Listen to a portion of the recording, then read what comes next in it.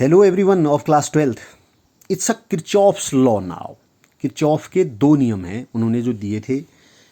एक है first rule जिसको बोलते हैं जंक्शन रूल। जंक्शन रूल क्या कहता है? In an electric circuit the algebraic sum of the currents meeting at any junction in the circuit is zero. किसी जंक्शन पर, ये जंक्शन है, यहाँ पर मिलने वाले सभी करंट, सभी धाराओं का योग जो होगा वो जीरो होगा, यानी कि sigma I is equal to zero. अब यहाँ से कुछ करंट्स जो हैं बाहर की ओर को फ्लो कर रही हैं, कुछ अंदर की तरफ को आ रही हैं। तो इसका क्या मतलब हुआ? अगर हम अंदर की तरफ इस जंक्शन की तरफ आने वाले करंट्स को पॉजिटिव लें तो I1, I5 और I4 ये पॉजिटिव हैं, और बाहर को जाने वाले करंट्स को अगर हम निगेटिव लें तो I1 पॉजिटिव, I2 निगेटिव है, माइनस I2, I3 भी निगेटिव बाहर को जा रही है, I4 अंदर को आ रही है, I5 भी अंदर को आ रही है। इक्वल टू क्या होना चाहिए? जीरो। अब जो निगेटिव वाले हैं इनको राइट साइड में ले जाइए। I1 plus I4 plus I5 should be equal to I2 plus I3। ये है किरचॉफ का पहला नियम जिसको हम जंक्शन रूल बोलते हैं। दूसरा है सेकेंड रूल जिसे हम बोलते हैं loop rule. It's a very important rule numerical बनाने के लिए। अभी व्हीटस्टोन ब्रिज आप पढ़ेंगे, आप मीटर ब्रिज पढ़ेंगे, पोटेंशियोमीटर पढ़ेंगे, उन सब में, और न्यूमेरिकल्स बनाने में इसका बहुत रोल है।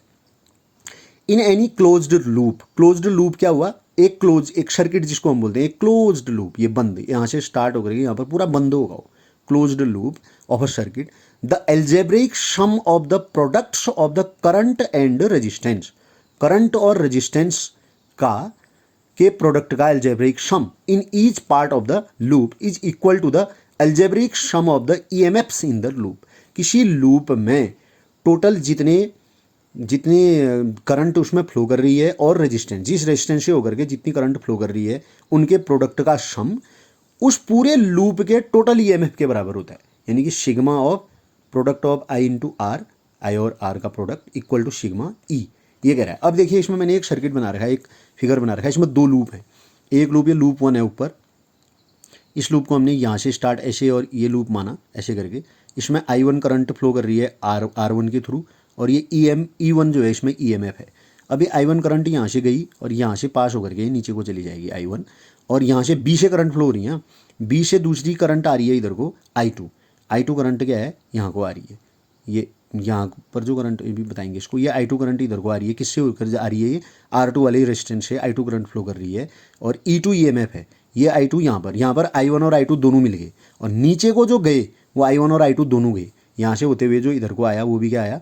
I1 plus I2। Total current जो आ रही है वो क्या है? I1 plus I2। इसमें I2 गई इसमें। अब पहले वाले लूप में अगर आप गौर करेंगे, ये फर्स्ट वाला लूप है, इसमें I1 इंटू R1 एक ये आएगा प्रोडक्ट जो हम I इंटू आर का कह रहे हैं। दूसरा आएगा I2, ये रहा I2 इंटू R2, ये आया। और EMF कौन कौन से हैं इसमें E1 है और E2 है। अब आपको डायरेक्शन का भी ध्यान रखना पड़ेगा। I1 R1 इधर को, लूप की डायरेक्शन भी ये ले रखी है हमने, तो ये यहाँ को करंट फ्लो कर रही है रेजिस्टेंस के थ्रू। I1 R1 को अगर आप पॉजिटिव लेते हैं तो अब देखो I1 I2 की जो डायरेक्शन है वो इधर को है, परंतु लूप की डायरेक्शन हम यहाँ से इधर को ले रहे हैं। देखो ये यहाँ से करंट ऐसे करके ये हम लूप मान रहे हैं ऐसे। तो I1 R1 को हमने पॉजिटिव लिया तो इसको निगेटिव लेना पड़ेगा, क्योंकि ये भी इधर ही आ रहा है ना, जबकि इसने इधर को होना चाहिए था। तो I1 R1 minus I2 R2 equal to E1 की डायरेक्शन इधर को है, ठीक ही हुआ पॉजिटिव डायरेक्शन लूप की डायरेक्शन में। E2 की डायरेक्शन भी इधर को है तो ये निगेटिव लेनी पड़ेगी। तो क्या आया हमारा?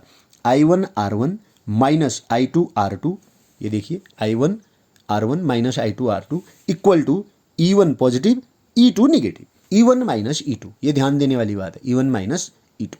सेकेंड वाले लूप में देखिए, सेकेंड वाले लूप में क्या हो रहा है? एक तो I2 R2 आया ये वाला, और इसमें कितना आया? ये लूप है सेकेंड, इसमें आया I1 plus I2 into R3 से होकर ये दोनों करंट जा रहे हैं। तो R1 I2 इसकी डायरेक्शन भी ये इधर को ठीक हो रहा है, लूप की डायरेक्शन ये है, और करंट अब इधर ही को फ्लो कर रही है, इसकी डायरेक्शन भी पॉजिटिव। तो क्या आया? I2 R2 plus I1 I2 into R3 से होकर के दो करंट फ्लो कर रहे हैं, I1 प्लस I2 पूरा। तो ये हो गया। और EMF कौन कौन से हुए? E1 की डायरेक्शन इधर को, सॉरी E2 की, और इसमें कोई EMF है नहीं, E1 तो ऊपर वाले में था, तो केवल E2 के बराबर, तो that is equal to E2। I hope आपकी समझ में आया होगा। टोटल मैंने डिटेल में आपको एक्सप्लेन किया, ये बहुत इंपॉर्टेंट है, इसको बड़े ध्यान से आप लोग देखें। और नेक्स्ट वीडियो बनाएंगे अब व्हीटस्टोन ब्रिज। Thank you.